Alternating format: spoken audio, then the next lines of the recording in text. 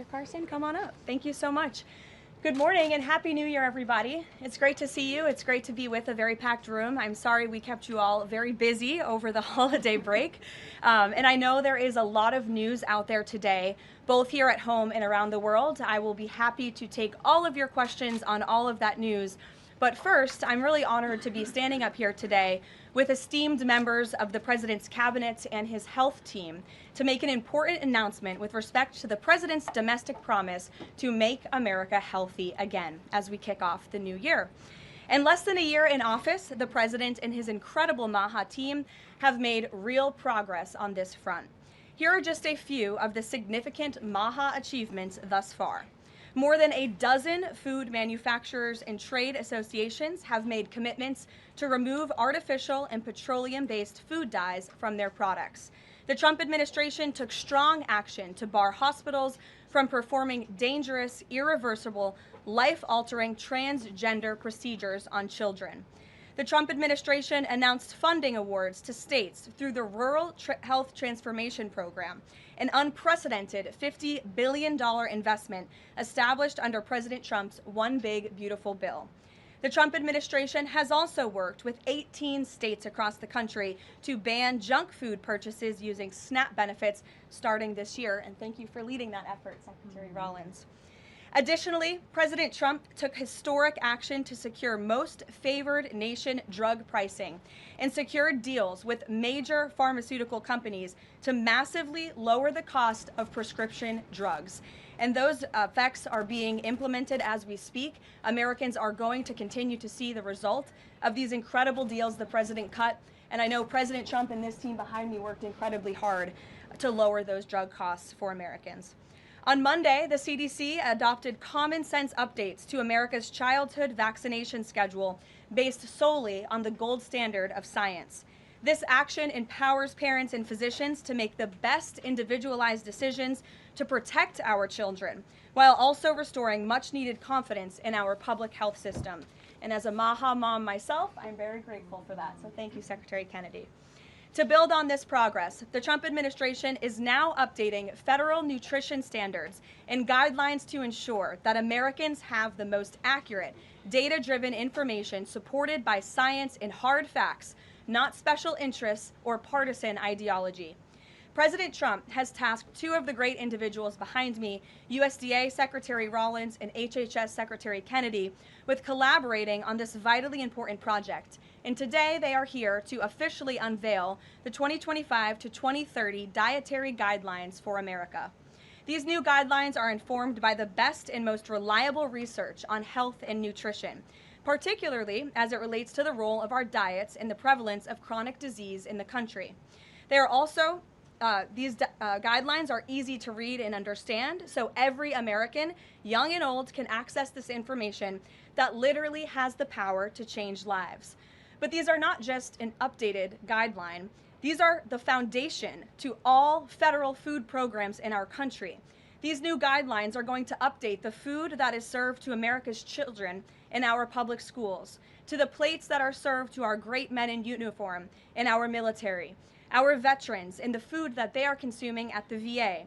And these new guidelines are also going to impact nutritional programs for the needy in our country, such as WIC and Head Start. Unfortunately, for decades, federal dollars has promoted low-quality, highly processed foods that lead to scores of long-term health issues, which means Americans have gone broke because of these health issues. Faulty dietary guidelines of the past stacked the deck against healthy eating and food options for everyday American families, which has fueled the chronic disease epidemic and jacked up the healthcare costs of households across the country. This failed approach in our public health system ends today. When these guidelines are followed, Americans will be saving themselves thousands of dollars. If we want to cut healthcare costs in our country, we must become a healthier country. According to the CEA, poor diet is the root cause of obesity, which accounts for $400 billion in medical spending each year. A healthier America will lead to a more affordable America.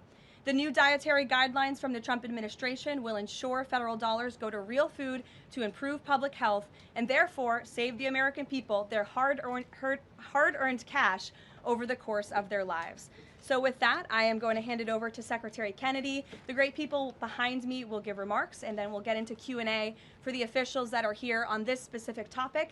They will leave because they're all very busy people, and then I will open it up to Q&A with the rest of you on the rest of the news in the world. So thank you, and we'll start with Secretary Kennedy. Thank you, Karoline. Thank you. Today marks a decisive change in federal nutrition policy, made possible by President Trump's leadership and the work of MAHA moms and public health advocates who demanded reform. Today, in accordance with President Trump's directive, Brooke and I will release the dietary guidelines for Americans 2025 to 2030, the most significant reset of federal nutrition policy in history. These guidelines replace corporate-driven assumptions with common-sense goals and gold standard scientific integrity.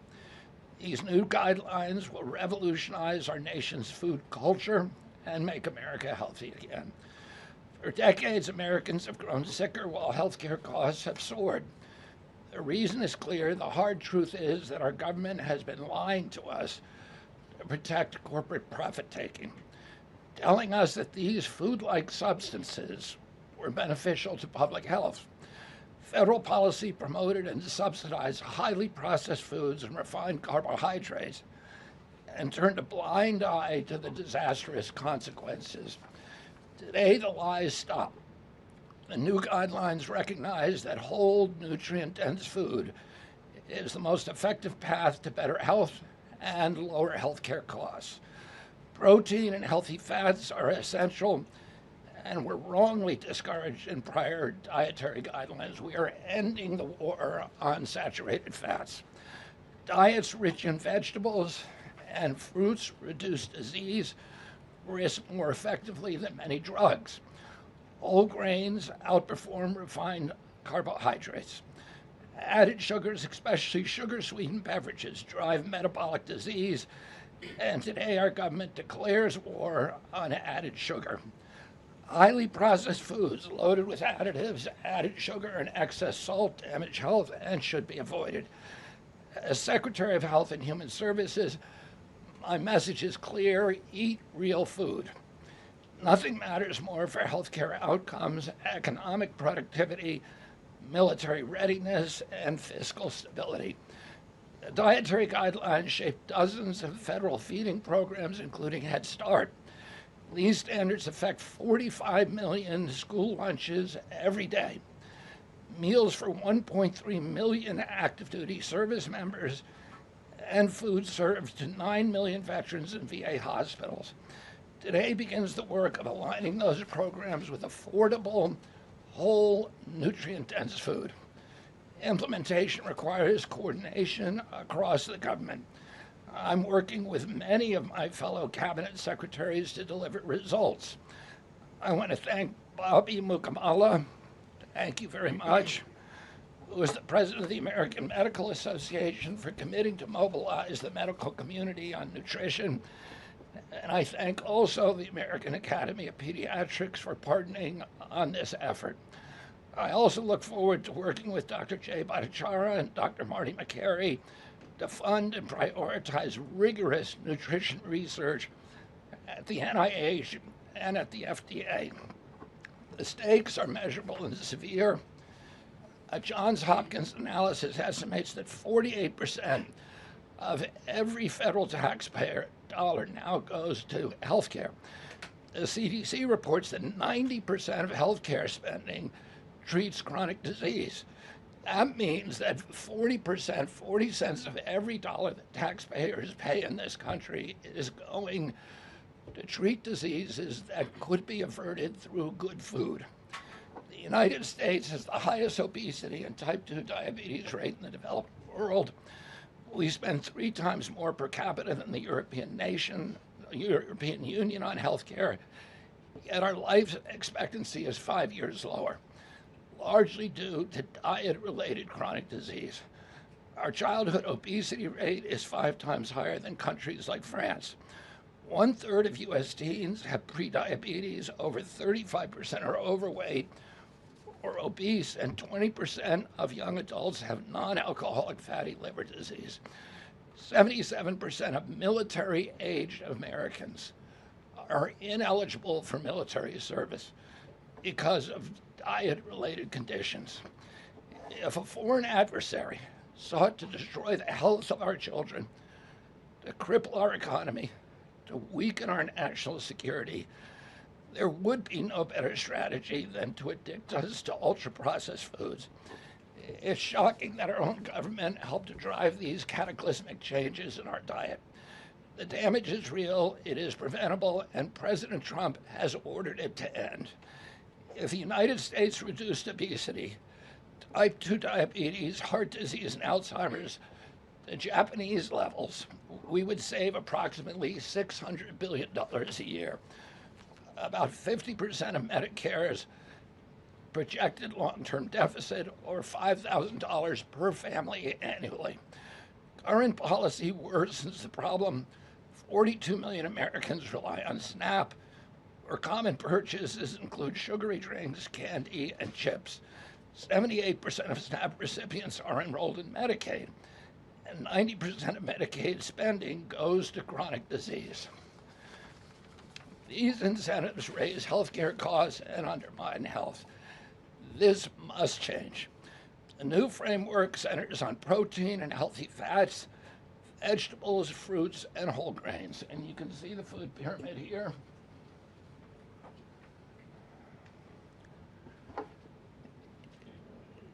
It's upside down, a lot of you will say. But it was actually upside down before, and we just righted it.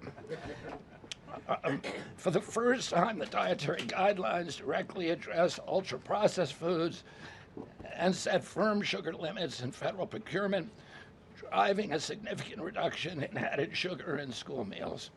I want to thank President Trump for his leadership and the partners committed to ensuring that federal food dollars support real food and better health. Thank you. And I want to introduce my partner and friend, Brooke Rollins, who is an extraordinary collaborator on this. Thank you. Well, good morning, everyone. Happy New Year. What a honor to be here. I think this is Karoline's first press conference back, and what a great way to start the new year, 2026. I want to thank Secretary Kennedy.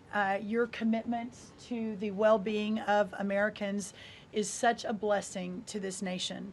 We have been working on these new dietary guidelines really since almost day one. Bobby and I were voted on the same day and sworn in on the same day. So I think the partnership from minute one has been real and extraordinary. As Secretary Kennedy mentioned, America is in the middle of the worst chronic health crisis in our nation's history.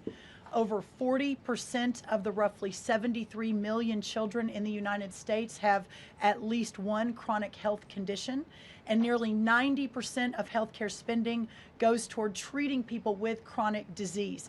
Secretary Kennedy mentioned that, but it is really important to keep underscoring that fact. This crisis is unacceptable.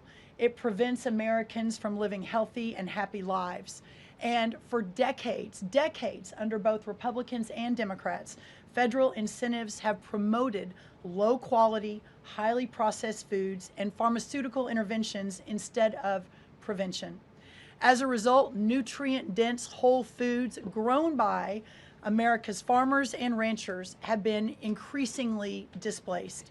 The Trump administration is acutely aware of this danger, and today this announcement is making a major step in doing something about it.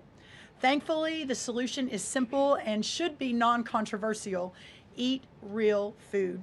This is the main message of the new Dietary Guidelines for Americans 2025 to 2030, which encourage households and schools to prioritize whole, nutrient-dense foods. That means more protein, more dairy, more healthy fats, more whole grains, more fruits and vegetables, whether they are fresh, frozen, canned, or dried. We are finally putting real food back at the center of the American diet. Real food that nourishes the body, restores health, fuels energy, and builds strength. This pivot also leans into the abundant, affordable, and healthy food supply already available from America's incredible farmers and ranchers. By making milk, raising cattle, and growing wholesome fruits, vegetables, and grains, they hold the key to solving our national health crisis. And President Trump is mobilizing government to ensure families across America have greater access to these healthy foods. In the past 12 months, inflation has slowed and wages have risen for the first time in 5 years.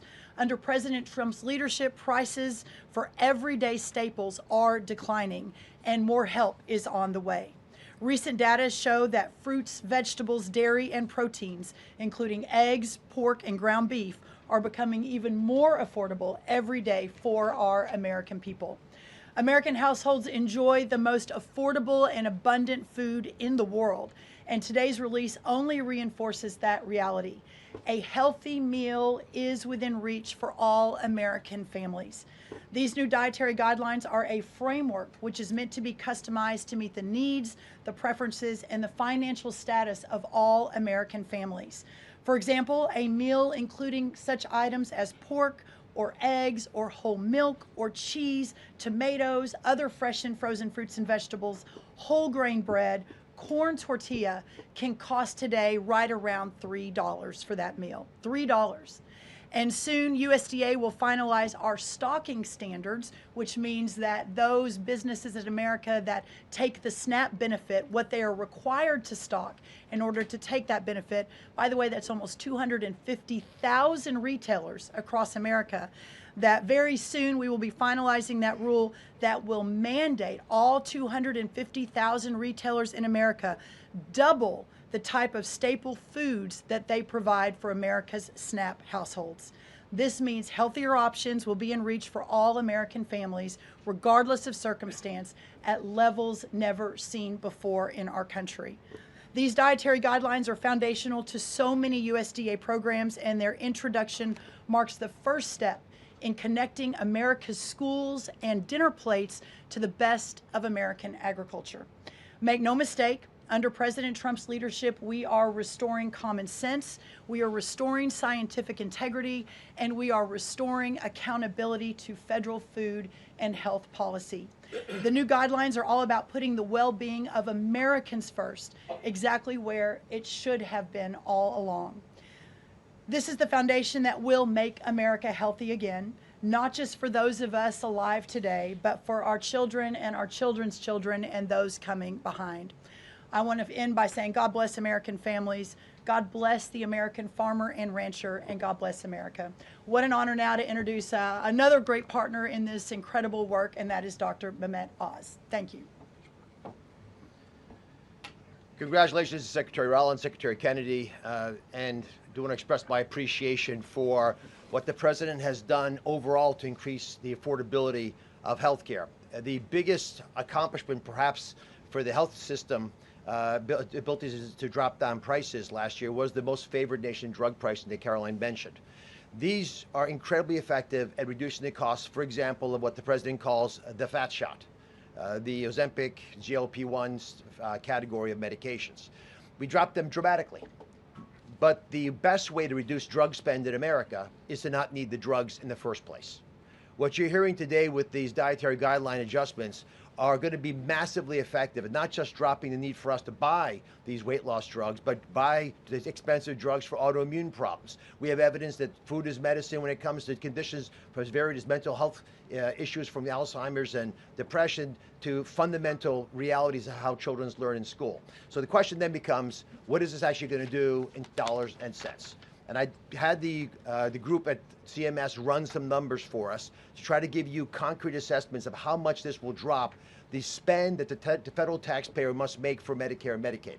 And I'm more optimistic today than ever that we can address the fast rising rate of healthcare expenses in America because of movements like this. Right now, we're increasing health expenditures in America at roughly twice the rate of the GDP growth. We will correct that if we can get America to be healthier, because you can't be a wealthy nation without being a healthy nation. So 2 numbers for you to remember. The first is 30 billion. Why?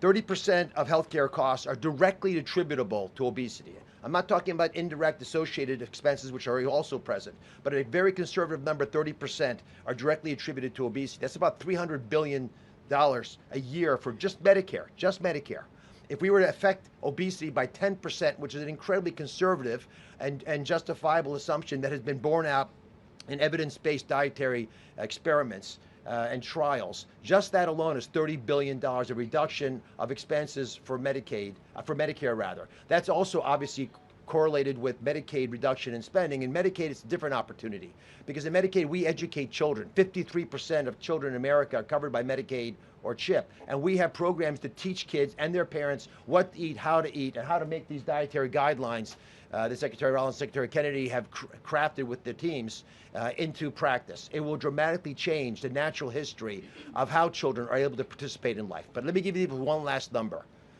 If we're able to get the average American, who today retires on average at age 61, get them just to work 1 year longer, because they feel so vital, so strong, so bullish about their future, because they're feeding their bodies nutrients that are essential to their high-functioning productivity, we will increase the overall GDP of our nation by trillions of dollars.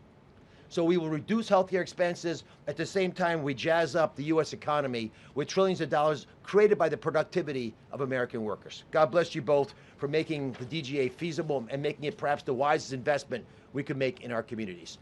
Marty McCary is one of my closest friends, the powerful leader of the FDA who's been taking brave steps along the line and has additional insights.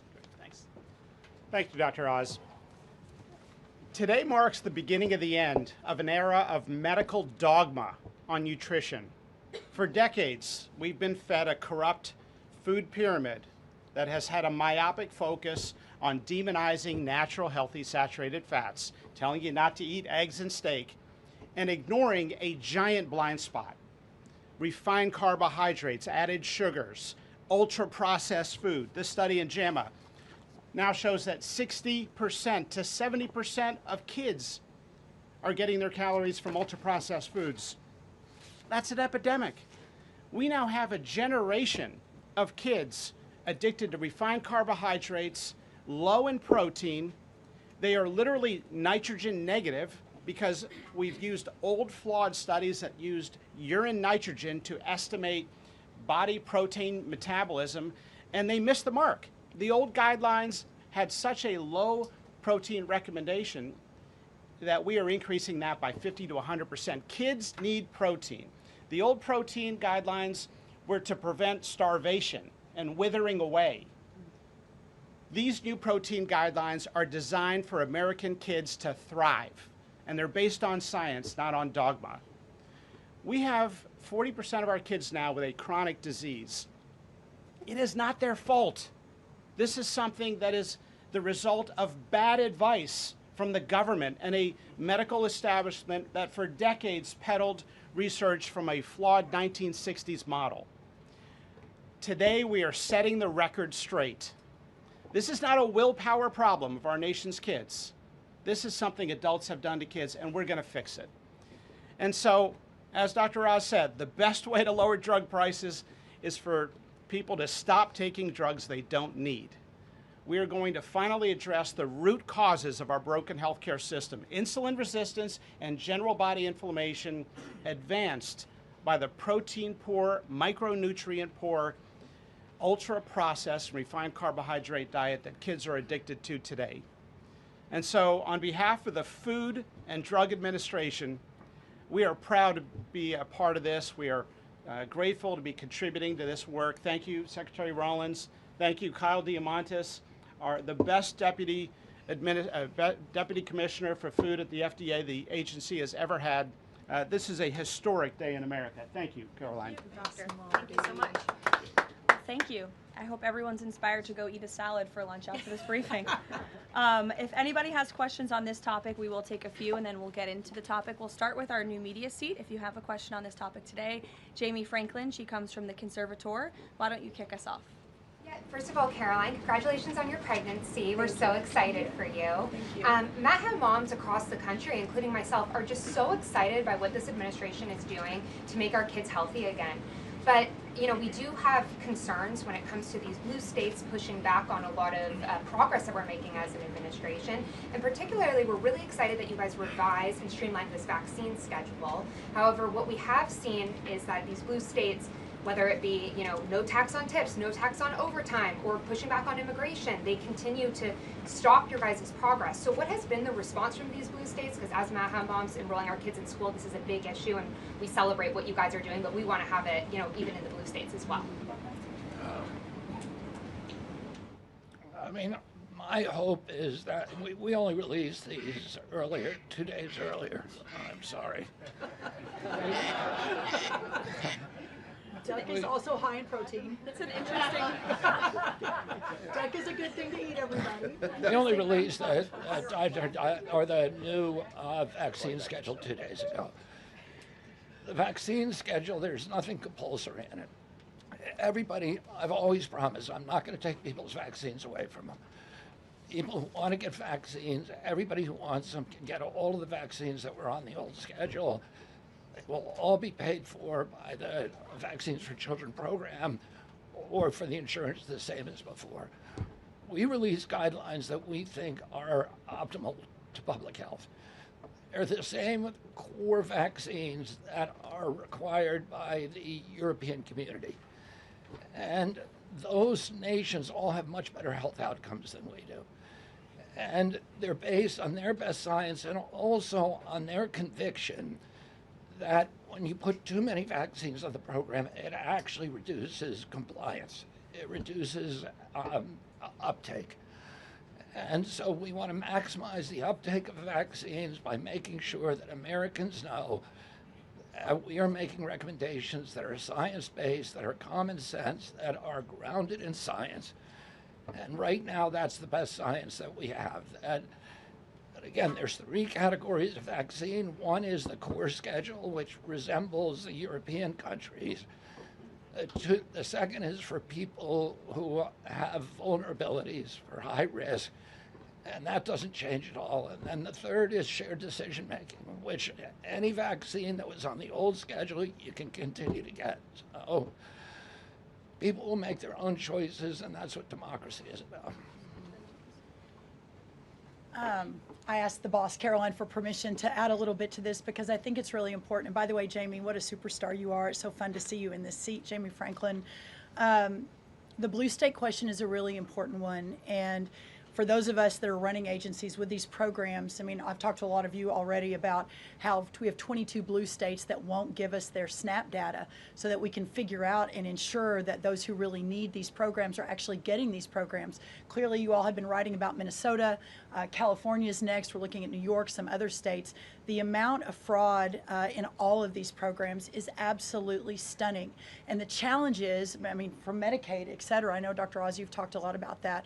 This is a significant problem. And I think who's really harmed in all of this conversation and when these blue states aren't partnering with us to try to do this right is we say blue states and red states, but in those states, there are all kinds of our citizenry and that aren't all Democrat or aren't all Republican. We had a poll that just came out that had about 85% of all Americans believe that states should turn their data over on SNAP so that we can figure out where the fraud is and ensure these programs are going where they need to go.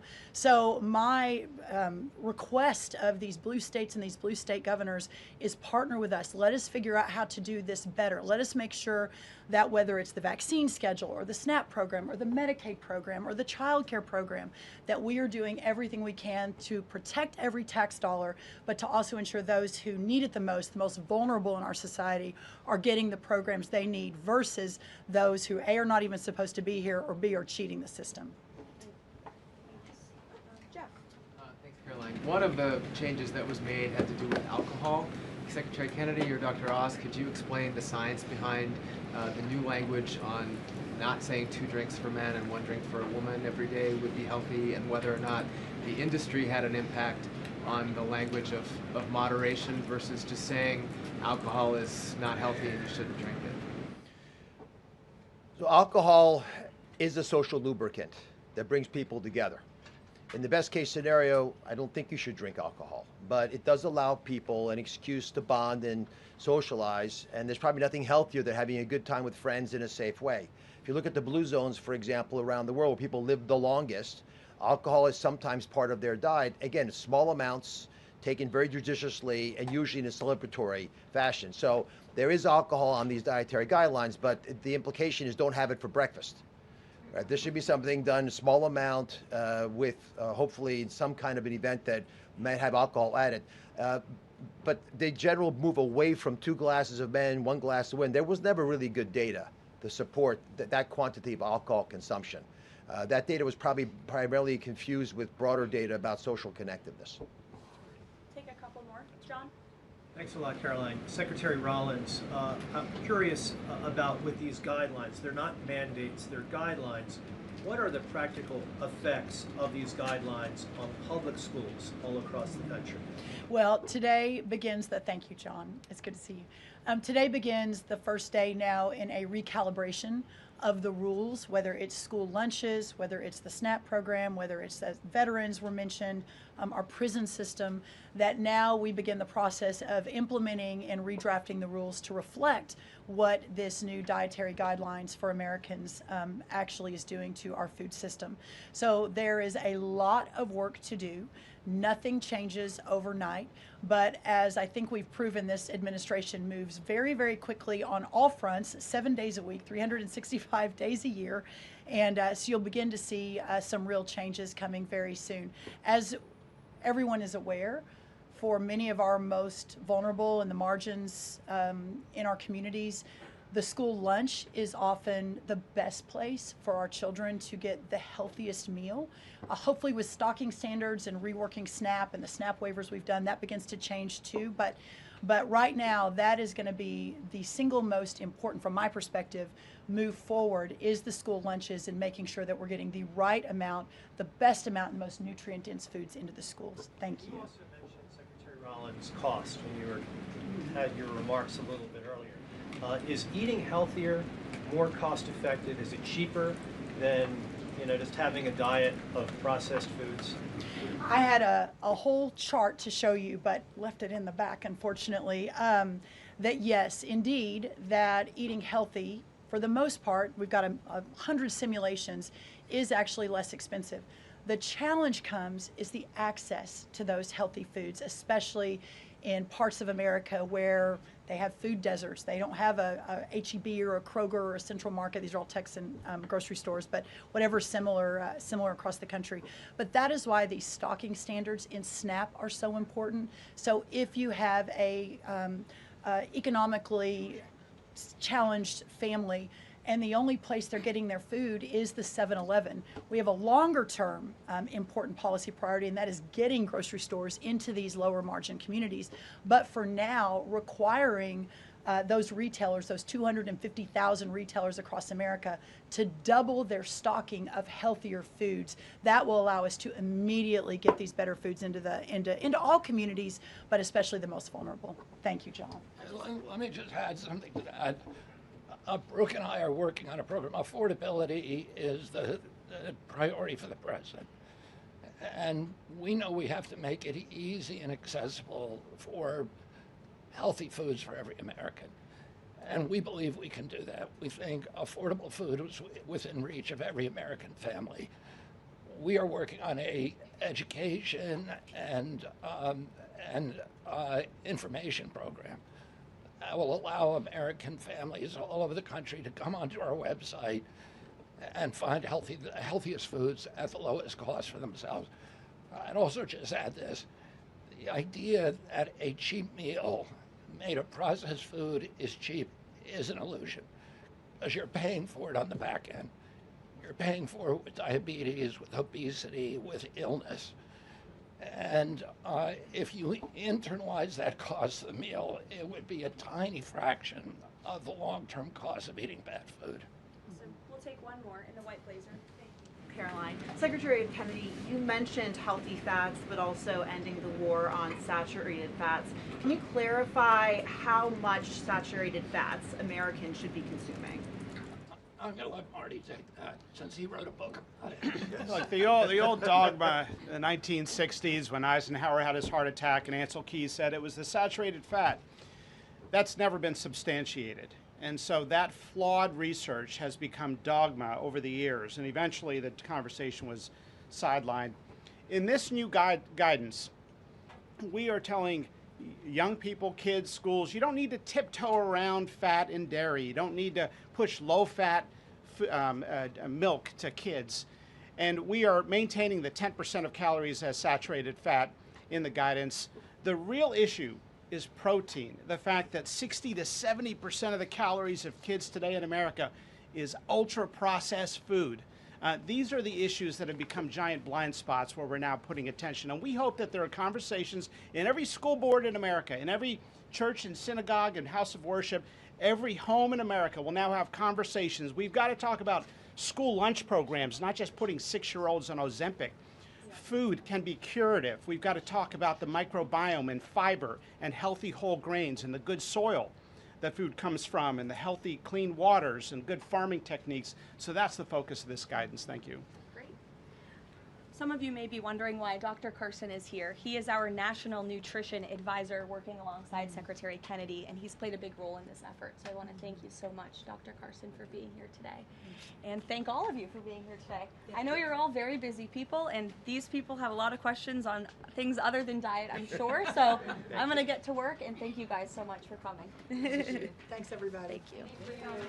Thank you. Okay, thanks. All righty. Great. Does anyone have any questions? Rachel, why don't you start? Thank you, Caroline. The president has been adamant that he is now in charge of Venezuela, but Delcy Rodriguez said the government of Venezuela runs her country, no one else, saying, quote, there's no external agent governing Venezuela. So which one is it? Let me just be very clear. This is the first time that I've addressed Venezuela from the podium since being back and since the historic and incredibly successful military operation, law enforcement operation conducted by our United States military that you all saw and the world witnessed last week. The skill, the might of the United States military and our country under the leadership of this president is on full display to the rest of the world. And let's just set the record straight. There isn't another military in the world who could have pulled off this operation. There is not another president in the world or in our nation's history who had the courage to authorize such a mission. And I think the world has taken notice that America is truly back. With respect to Venezuela, the Trump administration, led by Secretary Rubio, the vice president, and the president's entire national security team, is in close correspondence with the interim authorities in Venezuela. We obviously have maximum leverage over the interim authorities in Venezuela right now, and the president has made it very clear that this is a country within the United States, the Western Hemisphere, close by the United States, that is no longer going to be sending illegal drugs to the United States of America. It's no longer going to be sending and trafficking illegal people and criminal cartels to kill American citizens as they have in the past. And the president is fully deploying his peace through strength foreign policy agenda. So we're continuing to be in close coordination with the interim authorities, and their decisions are going to continue to be dictated by the United States of America. Just one follow-up when you talk about that leverage there. Has the Venezuelan government fully committed to turning over its oil to the United States indefinitely, and what happens if they do not? Well, as you saw, the president announced last night, this was a deal. This was a deal made by the president and his team with the Venezuelan interim authorities. This will benefit both the American people and the Venezuelan people. And Secretary Wright and the Department of Energy are working with the interim authorities and also with the private oil industry to execute on this historic energy deal. That's not only good for the United States, but it's also going to revive the prosperity, the safety, the security of both the United States and Venezuela as well. Ed. Following up on the oil part of this, 30 to 50 million barrels of oil. How exactly is that going to work? You're getting it out of Venezuela into the United States?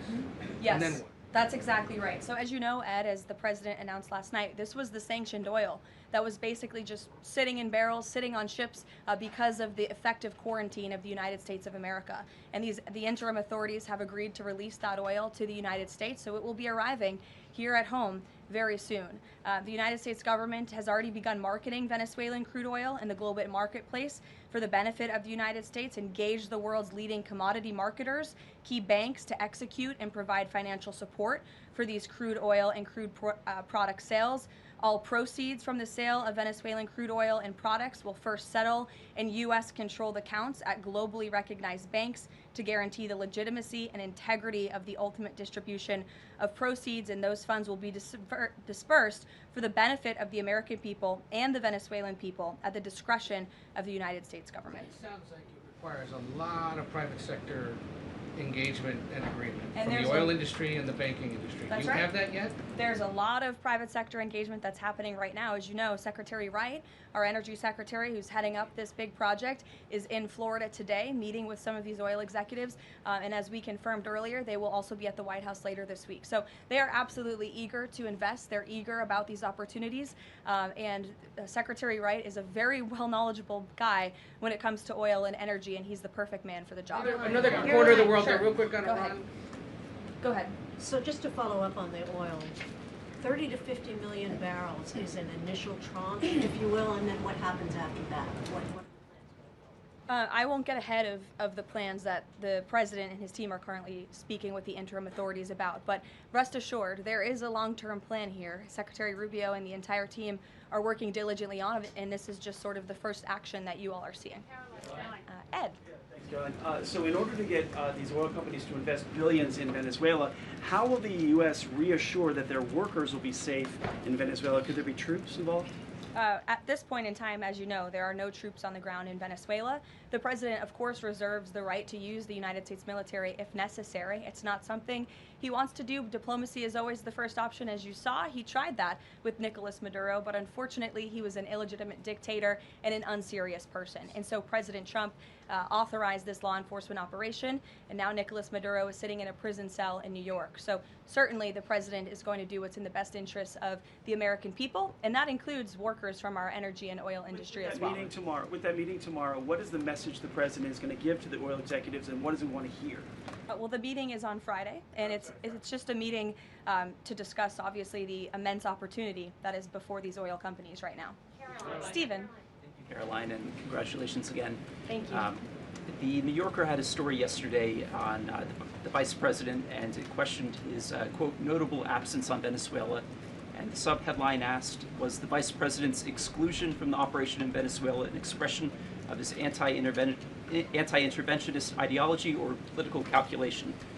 Would you be able to discuss the vice president's role in Venezuela policy? I did see that report in the New Yorker, and quite frankly, I laughed out loud because it's very clear it's a fake report that's trying to sow distrust and division amongst the president and his team. Let me just be very clear. The vice president has been involved in all policy. He is the right-hand man of the president on all policy matters, including Venezuela policy. He was, of course, read in and deeply involved in this operation from the very beginning. And he was present on the night of the operation via secure communication at a different location as to not damage the operational secrecy of this mission that was so incredibly important to ensure that this mission could be carried out successfully without endangering our troops. Sure. The U.S. seized a tanker recently. Russia specifically asked the United States not to seize that tanker. Does this action risk a larger conflict with Russia? I believe you're referring to the Bella 1 tanker that was seized this morning. The Department of Justice and the Department of Homeland Security, in coordination with the Department of War, did announce that seizure this morning for violations of U.S. sanctions. I've spoken about the enforcement of our sanctions policy at the podium prior to the new year, and this administration is going to fully enforce the sanction policy of the United States. The vessel this morning was seized in the North Atlantic pursuant to a warrant issued by a U.S. federal court after being tracked, and this was a Venezuelan shadow fleet vessel that has transported sanctioned oil, and the United States of America, under this president, is not going to tolerate that. I would also just add the vessel had a judicial seizure order, and the crew, so that means the crew is now subject to prosecution for any applicable violation of federal law, and they will be brought to the United States for such prosecution if necessary. Kelly. Caroline, Happy New Year to you. Thank you. You I'd too. like to talk to you about a couple of things real quickly. The first question about the Venezuelan people. As you know, there's some 8 million Venezuelans here, some of them celebrating in the streets. There are Venezuelans on the ground who are concerned about their safety. What does the Trump administration, what is it doing to actually help people in Venezuela understand that they will be secure throughout this transition? I think the fact that this president actually followed through on the long-held promise of the United States of America, the bipartisan promise to take down the illegitimate Maduro regime, should give assurance to the Venezuelan people and also Venezuelan Americans who fled this communist regime for a better life here at home, that this is a president who is serious about taking down illegitimate regimes and who is also serious about securing the security of the United States of America, including the Venezuelan American people. And I would just add that this is something that not just Republicans and President Trump have talked about for a very long time, but it is also something that Democrats have advocated for. In 2020, Chuck Schumer said that that at the time, President Trump had not brought an end to the Maduro regime. The Maduro regime is more powerful today and more entrenched today than it was when the president began. Now you hear Chuck Schumer out there saying this is reckless. The American people and the Venezuelan people should be in fear. But this is something that Chuck Schumer has long advocated for. Senator Chris Van Hollen, same thing, had said that the United States is going to use its leverage and influence to push for negotiations to transition to the truly elected leader. This was under President Biden. We know Maduro and his cronies don't want to go quietly into the night. The U.S. needs to work to ratchet up the pressure. Now, Senator Holland says it's an illegal act of war to get rid of Nicolas Maduro. So the hypocrisy is really astounding here, and thank you for giving me an opportunity to point it out, Kayla. Sorry, go ahead. Yes. So there are reports that the administration is demanding that Venezuela cut ties with China, Russia, Iran, and Cuba. Can you confirm? I'm sorry? Reports that the administration has essentially demanded that Venezuela cut ties with China, Russia, Iran, and Cuba. Can you confirm that? Well, those alleged demands were made in a classified briefing by Secretary Rubio, and I know that there's a lot of leaks coming out of these classified briefings, so I'm not going to confirm or deny or get into what the Secretary has said in classified settings to members of Congress. But I think that the administration has made it quite clear to the interim authorities in Venezuela that this is the Western Hemisphere, and American dominance is going to continue under this president. There have also been reports that the U.S. could potentially buy Greenland as one potential option on the table. What would such an offer look like? Is there anything monetarily you could provide, any details there? Well, that's something that's currently being actively discussed by the president and his national security team. And I would point out that the acquisition of Greenland by the United States is not a new idea. This is something that presidents dating back to the 1800s have said is advantageous for America's national security. The president has been very open and clear with all of you and with the world that he views it in the best interest of the United States to deter Russian and Chinese aggression in the Arctic region. And so that's why his team is currently talking about what a potential purchase would look like. Jackie. Caroline, just following up on Greenland, why not rule out taking it by military force? I know that past presidents and past leaders have often ruled things out. They've often been very open about ruling things in and basically broadcasting their foreign policy strategy to the rest of the world, not just to our allies, but most egregiously to our adversaries. That's not something this president does. All options are always on the table for President Trump as he examines what's in the best interests of the United States.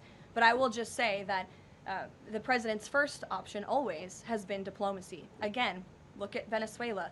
He tried ardently to strike a good deal with Nicolas Maduro, and he told him, I will use the United States military and you will not like it if you don't take such a deal.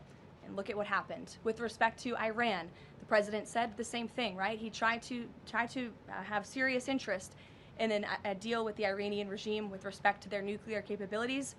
They were not interested, and so Operation Midnight Hammer happened, which was another remarkable military success under the leadership of this commander-in-chief. So the president keeps his options open, but diplomacy is always the first. Quickly, just one additional follow-up on that. Does the president recognize Denmark's ownership as part of the kingdom? Because there have been some Republican senators questioning the claim that Denmark has to Greenland. Is the president in that camp with them, questioning the legality of I have not heard him question it personally, but you're welcome to ask him yourself next time you have the chance. Sanctions are being lifted for Venezuela. We got to lift some sanctions to let the oil come in. Can you talk about that just very briefly? Yes, so the U.S. is selectively rolling back sanctions to enable the transport and the sale of Venezuelan crude and oil products to the global markets, yes. Karoline. Annie. Thank you.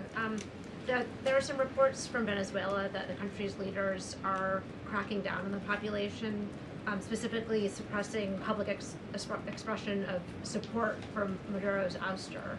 Is that kind of behavior consistent with what the president wants to see, how the president wants to see the leaders take on the population? It would not be consistent, and I'll let the president's national security team speak further on that. I know they are well aware and tracking. Kelly.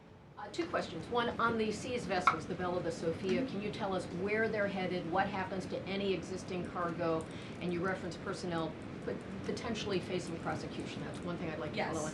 And then on the Bella. Yes, okay. And on Annie's question, if I could also ask, does the administration believe that the interim regime should release all political dissidents and prisoners and return detained Americans? That's not a question that I've personally spoken about to the president with, so I will let him answer that question. I don't want to make new policy at this podium today with respect to Venezuela. With respect to the two ships that you mentioned, I spoke with you about the Bella 1. There was another vessel this morning, the Sophia, that in coordination with the Department of War, the Department of Homeland Security apprehended it. This is a stateless, sanctioned, dark fleet motor tanker, and this occurred without incident. This vessel was operating in international waters and conducting illicit activities in the Caribbean Sea. The U.S. Coast Guard is escorting the Sophia to the United States for final disposition. To answer your question, Kelly, directly, this was through Operation Southern Spear. The Department of War is unwavering in its mission to crush illicit activity in the Western Hemisphere. And as the President has repeatedly stated, we're going to defend our homeland and restore security and strength across the Americas. Dasha.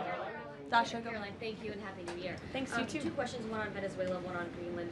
You've repeatedly at the podium called the current leadership in Venezuela interim leadership.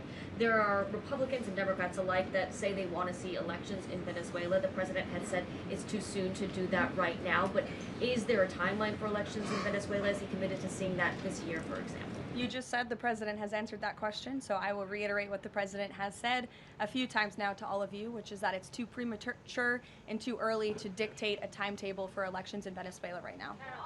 Caroline, you just talked to Jackie about diplomacy first, right? The Danes have repeatedly said they are willing to collaborate on all of the concerns that the president has, whether it's more troops, mineral rights, intelligence sharing. Why does the president feel he needs to own Greenland and not and put out the threat of military action when this could be done through diplomacy? Well, who said diplomacy isn't taking place behind the scenes, Dasha? I mean, the president is interested in diplomacy. His national security team is as well. And of course, he's always willing to pick up the phone for everybody and hear out their concerns.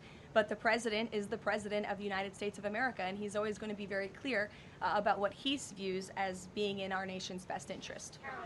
Reagan. Caroline, I have a question for you on Venezuela, and then I'd love to ask you about Minnesota and Tim Walz. Sure. On Venezuela, I'm wondering, does the administration hope to start sending more Venezuelan migrants back home or have them self-deport if the situation in the country improves? As far as I'm concerned, the policies of the Trump administration and the Department of Homeland Security have not changed. All those illegally present in the country are subject to deportation. And I would just like to add, how we got here. The president was very clear on the campaign to the American public, and it's one of the many reasons they resoundingly reelected him back to this office, that he was not only going to crush foreign drug cartels, but that he was not going to stand by and watch as the illegitimate Venezuelan regime was sending illegal criminals and gang members and rapists and murderers to our country, which happened to the tune of thousands under the previous administration and president. And so there could be nothing more America first than this operation that took place last week.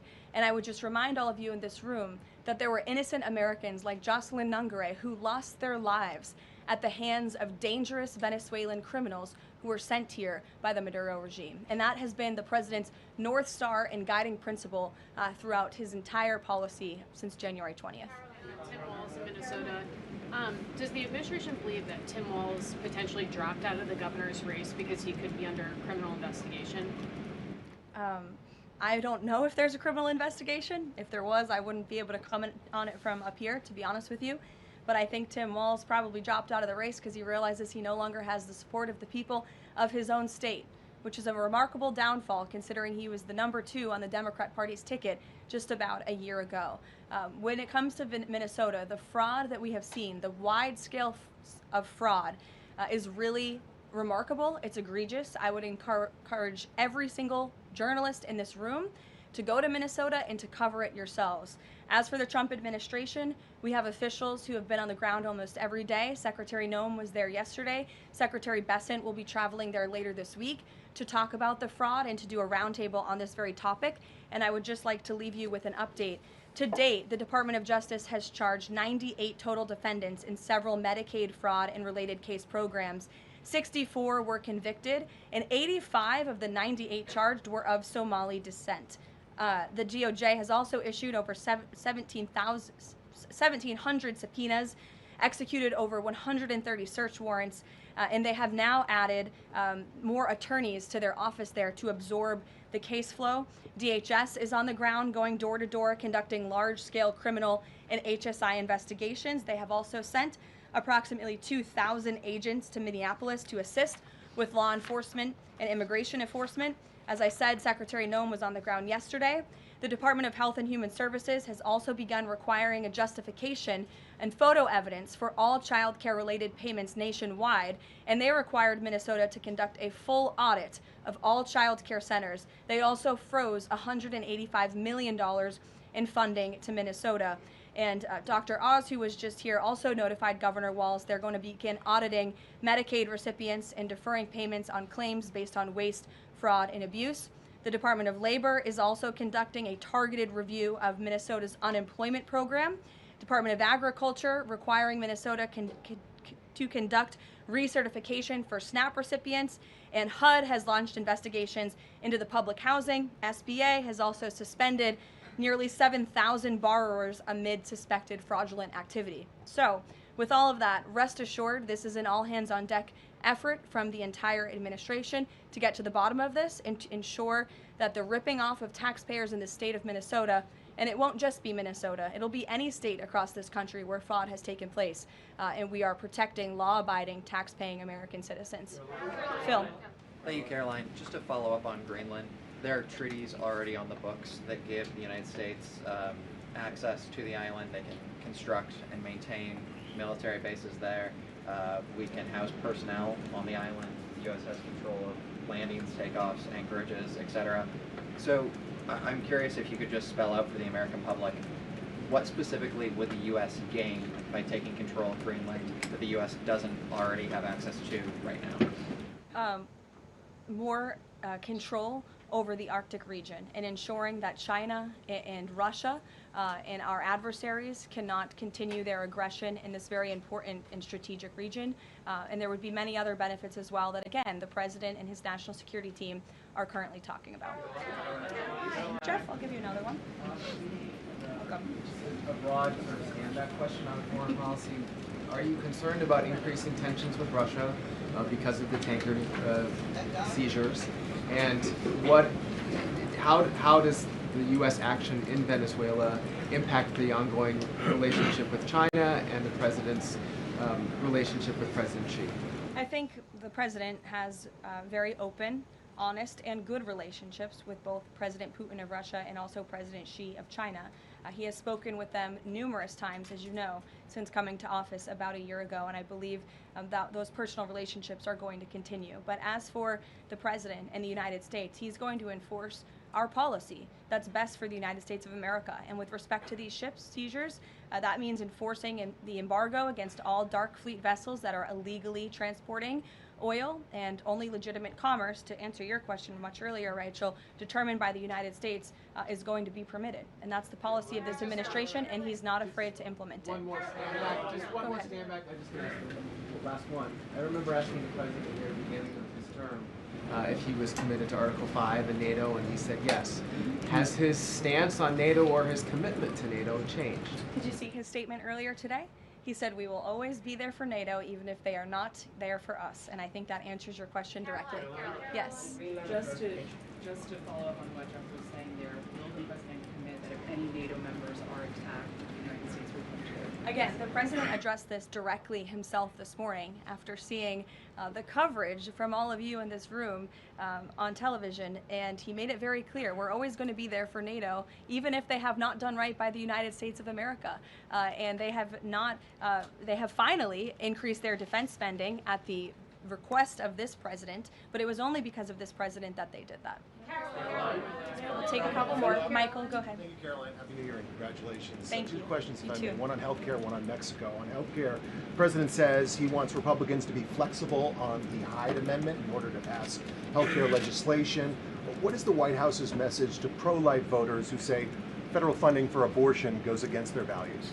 Well, the president did not change the administration's policy. It was President Trump who signed an executive order protecting the Hyde Amendment. It's the Trump administration that has taken multiple actions on various fronts to ensure that taxpayer dollars are not funding the practice of abortion. What the president was saying yesterday was Republicans, and frankly Democrats too, need to show a little bit more flexibility so we can actually get something done with respect to the issue of health care. Republicans have amazing ideas. The president himself, as we spoke about earlier, has launched this Most Favored Nation drug pricing initiative, has cut good deals with Big Pharma. He wants to see Republicans and Democrats too, if they're willing, codify those executive orders into law so that these good deals can remain and these prices can continue to be lowered long after this president and this deal maker in chief is gone. Presidents talked a lot about health savings accounts and giving more money back to the healthcare consumer rather than to these giant insurance companies, and he's been very outspoken and tough on them too, and I think you'll see more and hear more from him directly on that issue. So he wants to see Congress get something done with respect to health care, and that was the point that he was driving home yesterday. Mexico, Caroline, Haley, President Trump says the drug cartels are running Mexico. What action does he need to see Mexico's president, Claudia Sheinbaum, take to prove that she's in control of that country, in control of those cartels? And does the White House believe she's able to do that without U.S. intervention? Look, I think the president was speaking very candidly and frankly about the reality on the ground in Mexico.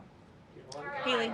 Caroline, Happy New Year. I wanted Thanks, to ask you you too. about the seized tanker, the Vela. There were reports before this that Russia had sent a submarine to escort it. Was there any engagement with that submarine? And then was the deconfliction line with Russia used ahead of boarding that? Again, this was a Venezuelan shadow fleet vessel that has transported sanctioned oil. The vessel was deemed stateless after flying a false flag, and it had a judicial seizure order, and that's why the crew will be subject to prosecution. Mary. On Colombia, the president talked over the weekend and suggested that he would be open to an operation there. Should the president of Colombia be expecting Delta Force anytime soon?